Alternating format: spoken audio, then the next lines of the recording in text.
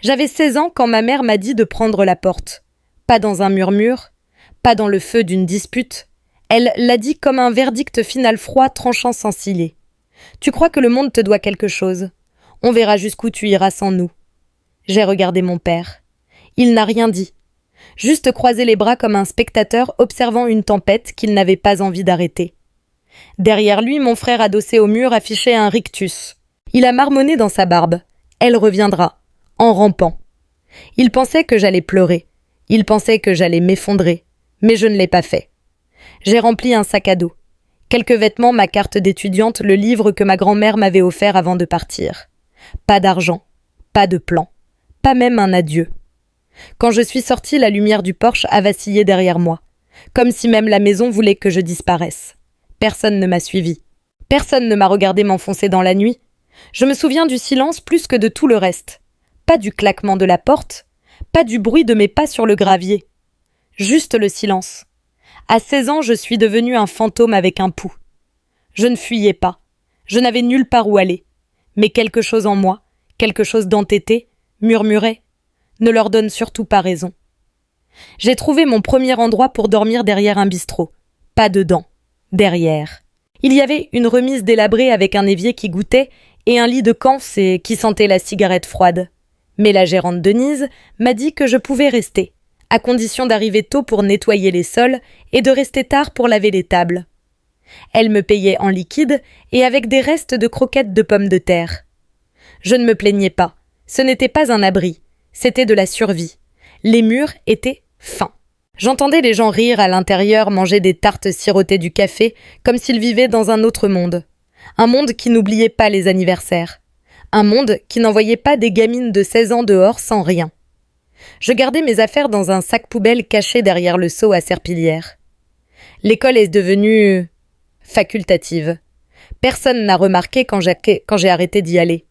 Pas de texto, pas de message, rien de ceux qui m'avaient élevé. Puis un jour, j'essuyais un comptoir pendant que la télé dans un coin diffusait les infos du soir. Un nom a attiré mon attention. Mon oncle. Mort. Crise cardiaque. Je me suis figée. J'ai attendu. Je pensais que peut-être quelqu'un, n'importe qui, appellerait. Mais la seule chose qui a sonné, c'était la clochette de la porte du bistrot. Ce soir-là, je me suis assise au bord du lit de camp avec une serviette en papier et j'ai écrit mon nom en lettres tremblantes, encore et encore, juste pour me rappeler que j'étais encore réelle. Parce qu'à ce moment-là, j'avais compris quelque chose de cruel, on n'a pas besoin de mourir pour être oublié. Il suffit d'être gênant. Les gens me traversaient du regard. Au bistrot, j'étais juste la fille avec la serpillière. À l'épicerie du coin, j'étais celle qui recompte toujours sa monnaie. Pour le monde, j'étais un bruit de fond. Une nuit, je me suis écorché la main sur un verre cassé derrière le comptoir du bar. Je n'ai pas bronché, pas beaucoup saigné. Le lendemain matin, j'ai enveloppé la plaie dans un vieux torchon et j'ai continué à frotter. Jusqu'à ce que quelqu'un le remarque. Elle s'appelait Madame Bisset. Elle enseignait la littérature au lycée local. Venait tous les vendredis commander un café noir et une tarte aux myrtilles. Elle m'a observé longtemps avant de dire « Tu n'as rien à faire ici ». Je n'ai pas répondu. La fois suivante, elle a laissé une carte de visite sur le comptoir. Service de conseil, un contact scolaire, référence pour des foyers. Mais je n'ai jamais appelé, parce que j'avais déjà appris la première règle de la survie après l'abandon. Ne pas attendre de sauvetage, ne pas attendre de seconde chance. Quand je me suis évanouie derrière la benne 2 semaines plus tard, j'ai cru que c'était fini. Mon corps a lâché avant moi. Je me suis réveillée sous des lumières vacillantes à l'arrière d'une ambulance. Une ambulancière m'a dit que j'étais sévèrement déshydratée. Elle m'a tendu une barre de céréales et un jus de fruits comme si j'avais 5 ans. Et même là, je n'ai pas pleuré. Je n'ai pas supplié. J'ai demandé si je pouvais retourner travailler le lendemain, parce que je ne voulais pas d'aide. Je voulais du contrôle. Et quelque part au fond de moi-même, avec mes côtes saillantes et des chaussures de taille trop petite, je savais. Si je craque maintenant, il gagne. L'hôpital ne m'a pas gardé longtemps. Pas d'assurance, pas de tuteur, pas de raison de rester. Ils m'ont laissé sortir avec des pansements, un bracelet en papier et un sachet de biscuits secs. Je suis retournée au bistrot en boitant avec de la fièvre. Denise m'a dit que j'avais l'air d'une morte. J'ai répondu « Pas encore ». Ce soir-là, quelqu'un a laissé une carte au comptoir d'accueil. Une femme. Elle disait s'appeler Margot. Personne ne la connaissait. Personne ne se souvenait à quoi elle ressemblait. Mais la carte était épaisse, pas bon marché. Blanc ivoire. Bord doré. Juste une adresse. Et une phrase manuscrite « Viens si tu veux plus que survivre ». Je l'ai glissée dans ma poche et l'ai oubliée. Pendant 3 jours. Puis Denise m'a donné ma paye la moitié de ce que j'attendais. Elle a dit que les affaires étaient mauvaises. J'ai hoché la tête comme si ce n'était pas la goutte d'eau. Comme si je n'avais pas mangé des biscuits secs avec du ketchup pour dîner. Ce soir-là, je me suis arrêtée sous un lampadaire vacillant et j'ai sorti la carte. Je l'ai relue. Je l'ai retournée. Pas de numéro. Pas de nom. Juste cette phrase. J'ai pris un bus que je ne pouvais pas me permettre jusqu'à l'autre bout de la ville. Je suis descendue 2 arrêts trop tôt parce que j'ai paniqué. J'ai marché le reste. L'immeuble était en pierre grise. Propre. Silencieux. La plaque en laiton indiquait Fondation Lumière. J'ai failli faire demi-tour. Mais une voix en moi, que je n'avais pas entendue depuis des années, a murmuré « Que ceci soit le moment où tout change ». Alors j'ai franchi la porte d'entrée. Pas pour être sauvée. Pas pour être soutenue. Mais parce que j'en avais fini de survivre seule. La Fondation Lumière ne ressemblait pas à un endroit qui change des vies. Pas de lumières éclatantes. Pas de miracle. Juste du café chaud. Des sols propres. Et un silence qui ne semblait pas vide. Margot m'a accueillie dans le hall. Elle ne ressemblait à rien de ce que j'imaginais. Cheveux gris tirés en arrière-cardigan, trop grand regard, assez vif pour trancher du verre. « Tu ne me dois pas ton histoire », a-t-elle dit. « Mais ne mens pas quand tu parles. » Elle m'a guidée dans un couloir étroit. Au bout, il y avait le mur. Des portraits encadrés, des dizaines. Toutes hommes des femmes, de tous âges. Certaines en toge de diplômés, d'autres tenant des enfants, d'autres en tailleur le regard d'acier. Margot a hoché la tête vers elle. « Ce sont les filles qui sont arrivées comme toi. Je les ai regardées plus longtemps que je n'aurais dû, pas parce qu'elles souriaient, mais parce que chacune semblait avoir survécu à quelque chose qu'elle n'aurait jamais dû affronter. Elle m'a donné une petite chambre à l'étage. Un vrai lit. Un bureau. Une fenêtre sans barreaux. Ce soir-là, j'ai pris une douche pour la première fois depuis des semaines. Eau chaude. Savon véritable. Je me suis assise sur le lit et j'ai regardé mes mains. Elles ne tremblaient plus. Au cours des semaines suivantes, j'ai travaillé à la cuisine, balayé les couloirs, trié les dons. Margot m'a tendu un livret de préparation au bac et m'a dit « Tu ne restes pas à long terme. Tu avances. » Pour la première fois depuis des années, j'avais un calendrier. Des échéances. Des cours. Un avenir. Personne ne savait où j'étais. Personne n'est venu me chercher. Et c'était bien. Parce que je n'étais plus invisible. J'étais sur un mur. Pas encore. Mais un jour. Et j'ai juré que quand j'y arriverais, j'emmènerais la prochaine fille oubliée avec moi. Cela faisait 9 ans. 9 ans depuis que j'avais quitté cette maison.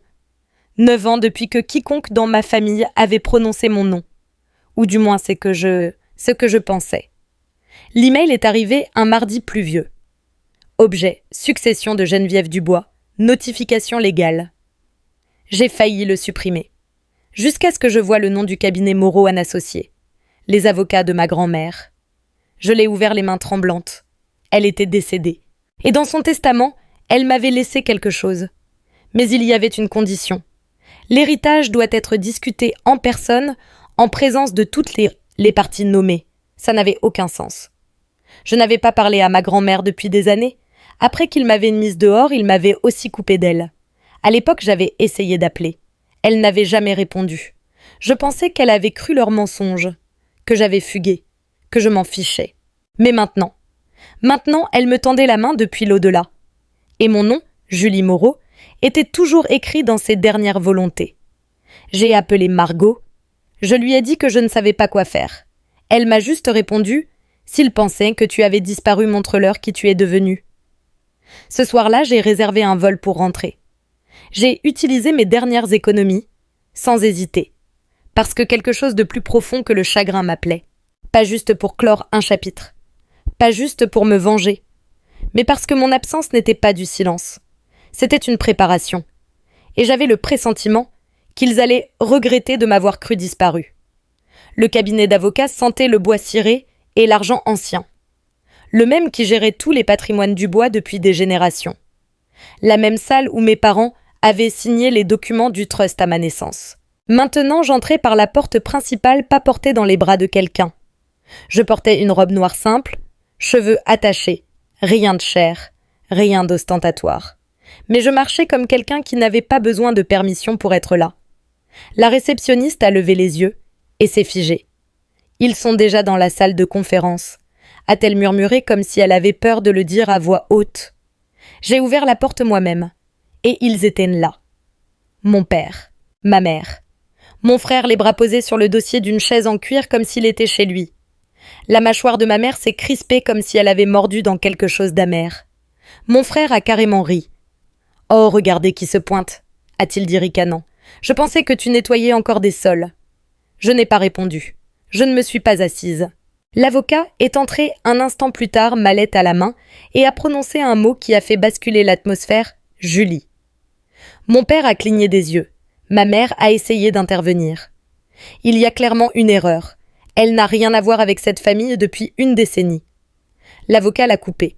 Elle n'a jamais été retirée du testament. Geneviève Dubois l'a précisé. Silence. Puis, il a commencé à lire. Pas seulement les chiffres et les limites de propriété, mais la déclaration. La déclaration de ma grand-mère. Tapée, signée, notariée. Elle a été chassée, mais elle a tenu bon. Et cette force mérite plus que ce que cette famille lui a jamais donné. Puis le coup, la maison, le terrain, les actifs restants. Tout pour moi. Pas partagé, pas divisé. À moi. Ma mère s'est levée si vite que sa chaise a grincé. C'est scandaleux. Je me suis enfin assise. J'ai croisé les mains. Je l'ai regardée dans les yeux. Alors attaque son fantôme. La clé a tourné comme si elle se souvenait de moi. Le domaine du bois était plus froid que dans mes souvenirs. Les rideaux étaient tirés. Les sols trop propres comme si quelqu'un avait essayé d'effacer une histoire qu'il n'avait jamais vécue. Mais cet endroit, il ne leur appartenait plus. J'ai traversé les pièces comme si je marchais dans un rêve que j'avais autrefois vécu. Le grand piano, le vase en cristal, les portraits de famille, soigneusement réarrangés pour cacher ce qu'ils avaient choisi d'oublier. À l'étage, dans la plus petite chambre d'amis, j'ai trouvé ces affaires. L'odeur de ma grand-mère flottait encore sur le châle drapé sur le fauteuil. Sur sa commode, une pile de livres jaunis au coin d'eau craquelée. Et à côté, une tasse en porcelaine ébréchée. Je connaissais cette tasse. J'avais 8 ans quand je la lui avais offerte. Achetée avec l'argent économisé sur mes déjeuners de Kurt à l'école lors d'une vente de charité. Elle était blanche avec des roseaux roses fanés et une anse trop délicate pour ses mains. Elle l'utilisait quand même. Chaque dimanche, elle s'asseyait sur le porche et sirotait de la camomille dans cette tasse comme si c'était de la porcelaine fine. Elle disait toujours « Peu importe à quoi ça ressemble, ce qui compte, c'est de qui ça vient. » Et elle était là, toujours là, fissurée, tachée, mais pas jetée. À côté dans un tiroir, il y avait son journal. Elle avait écrit sur moi. Ils lui ont menti, puis ils l'ont effacé. Mais moi je la vois. Je l'ai toujours vue. La dernière entrée disait simplement « Elle reviendra » et elle choisira quoi faire de cette maison. Ce soir-là, je n'ai pas dormi dans la chambre principale. Je me suis blottie dans ce petit fauteuil, son châle autour des épaules, et j'ai fixé cette tasse. Parce que j'ai enfin compris. Elle ne m'avait rien laissé. Elle l'avait gardée pour moi tout ce temps. Les invitations n'ont pas été envoyées par la poste. Elles ont été remises en main propre. Discrètes, précises, intentionnelles.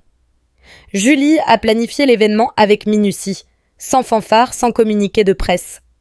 Juste une annonce discrète affichée sur le panneau d'un foyer local et quelques appels chuchotés à des personnes qui avaient vécu là où elle avait vécu. Le jour de la célébration, le domaine du bois semblait différent. La grille en fer était ouverte. Les marches de l'entrée étaient balayées sans prétention.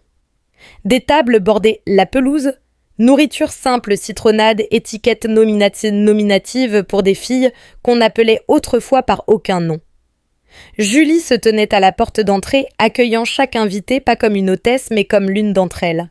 Elles arrivaient par vagues, jeunes femmes aux yeux fatigués et aux épaules solides, travailleuses sociales, donateurs, mentors. Pas de toast au champagne, pas de quatuor à cordes, juste des rires là où le silence régnait autrefois. À mi-parcours, une voiture argentée s'est garée de l'autre côté de la rue. Sa mère est sortie la première suivie de son père et de son frère. Ils n'ont pas approché. Ils ont observé. Les lèvres de sa mère se sont entr'ouvertes comme si elle s'attendait à des tapis rouges et des remords. Au lieu de cela, elle a vu des chaises pliantes et des filles de foyer peignant des fresques sur le mur du garage. Son frère a essayé de remonter l'allée. Une bénévole l'a arrêté avec un porte-bloc et un sourire inflexible. Liste des invités uniquement. Julie n'a même pas jeté un regard dans leur direction. Elle était suivie et était occupée à aider une fille à ajuster sa toque de diplômée pour une photo. Quand la camionnette des infos locales est arrivée, Julie remettait l'acte de propriété, transférant officiellement la propriété du domaine du bois au nouveau projet de la Fondation Lumière, une maison de transition pour les filles sortant du système de placement. Nous l'appelons la maison Margot, a-t-elle dit face à la caméra, construite sur le rejet, tenue par des femmes qui n'étaient pas censées survivre. Et de l'autre côté de la rue, sa famille restait figée, invitée non conviée à un héritage qu'ils possédaient autrefois, regardant maintenant fleurir sans eux. Elle était là comme une excuse silencieuse. Pas de coup à la porte. Pas de mots sur la porte. Juste une valise, vieille en cuir brun éraflée au coin, posée contre la colonne blanche du porche du domaine du bois. Julie a failli ne pas la voir en descendant les marches pour arroser le jardin. Pendant un instant, elle a cru que c'était un don. Mais l'étiquette disait autre chose. Son nom. De l'écriture de son père. Elle ne l'a pas ouverte tout de suite. Elle l'a fixée pendant que le soleil rampait sur le toit. Finalement, la curiosité l'a emportée. À l'intérieur, une couverture de bébé pliée, jaune délavé coin effiloché, et une photo d'elle à 4 ans, une dent de devant manquante souriant sur les épaules de son père. Sous tout cela, un chèque. Vierge, signé, sans mention. Pas une somme. C'était du silence déguisé en repentance. Julie s'est assise sur les marches du porche, la valise à côté d'elle, et n'a rien touché. Une voiture stationnait au bout de l'allée. Son père, sur le siège passager, n'est pas sorti. Sa mère était au volant, lunettes de soleil sur le nez, lèvres pincées, comme si elle retenait des années. Julie n'a pas fait de signe, n'a pas parlé. Elle a pris la valise, l'a descendue et l'a reposée à la grille. L'a fermée doucement, verrouillée, puis a laissé rentrer, laissant la porte moustiquaire se refermer derrière elle. Le lendemain matin, elle avait disparu. Mais la lumière du porche a vacillé encore cette nuit-là, juste une fois comme le jour où elle était partie à 16 ans. Sauf que cette fois, elle n'a pas tressailli. Parce que certaines portes n'ont pas besoin d'être claquées. Certains rejets n'ont pas besoin de mots. Et certaines excuses arrivent trop tard pour compter. L'auditorium était bondé. Pas de donateurs ni de dignitaires, mais de filles venues de tous les coins de la ville. Chacune portant quelque chose qu'elle avait surmonté. Le journal local avait publié un article sur la maison Margot, la qualifiant de « sanctuaire construit sur le silence de quelqu'un d'autre ». Julie n'avait pas prévu de parler, mais quand le micro lui a été passé, la salle s'est tue. Elle se tenait derrière le pupitre dans une robe bleu marine simple, la broche de sa grand-mère épinglée près de son col. Pas de fiche. Pas de discours préparé. Juste la vérité. Il disait que j'échouerais, a-t-elle commencé. Il disait que je ramperais pour revenir. Mais voici à quoi ressemble l'échec. Elle a désigné derrière elle un diaporama de nouvelles diplômées d'enfants souriants d'offres d'emploi de clés d'appartement. L'échec, ce sont 26 filles qui ont maintenant leur propre lit. C'est un foyer devenu une maison. C'est une communauté. Au dernier rang, sa famille se tenait dans l'ombre. Ils n'étaient pas invités, mais ils étaient venus quand même, attirés par ce qu'ils avaient autrefois rejeté. Sa mère serrait son sac comme s'il pouvait la protéger de ce qu'elle voyait. Son frère baissait les yeux chaque fois que Julie croisait le regard du public. Son père fixait juste. Quand la foule s'est levée pour applaudir, ils sont restés assis. Parce que les applaudissements n'étaient pas pour eux. Un journaliste a demandé plus tard « Comment avez-vous survécu sans eux ?» Julie n'a pas scellé. « Je n'ai pas survécu. J'ai grandi. » Et c'était toute la différence. Pas de rancune, pas de mise à nu publique, juste une présence, une preuve. Ils n'avaient pas besoin d'être traînés, ils avaient besoin de regarder. Et à ce moment, entourés des échos de la vie qu'ils avaient tenté d'effacer, Julie a souri. Parce que c'était la seule revanche qui comptait devenir tout ce qu'ils juraient qu'elle ne pourrait pas. Elle s'est tenue une dernière fois devant la grille. Pas de caméra, pas de discours.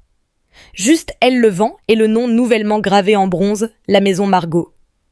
Ses doigts ont effleuré la plaque comme une note de remerciement silencieuse. Derrière elle, les lumières de la fenêtre à l'étage se sont allumées.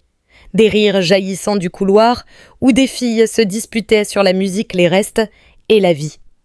Ça sonnait comme la guérison. Ça sonnait comme un foyer. Julie n'avait plus besoin de rester. Sa tâche était accomplie. La maison tenait debout sans elle maintenant plus forte que lorsqu'elle l'avait revendiquée.